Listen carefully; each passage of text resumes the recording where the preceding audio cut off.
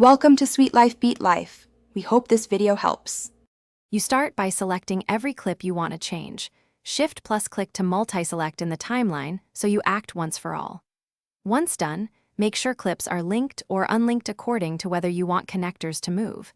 This matters because linked audio or compound clips behave differently. Next, choose the range selection or position tool. This lets you change durations without unintentionally trimming neighboring clips. You're setting up control. The selection defines the scope, and the tool defines whether you ripple or push other clips.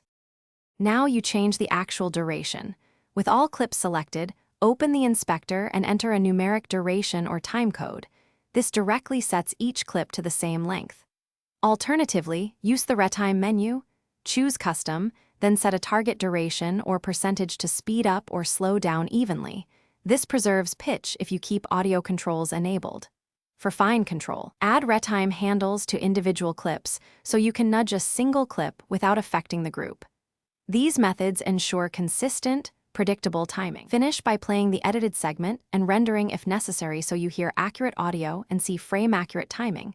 This confirms sync and reveals any gaps. If you find gaps, use ripple overwrite when retiming or manually close spaces. Make sure snapping is on to align edges precisely. If audio sounds wrong after speed changes, enable preserve pitch or use optical flow for smoother motion.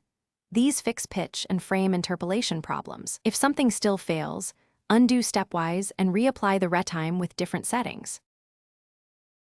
Thanks for watching. Consider subscribing if we helped you.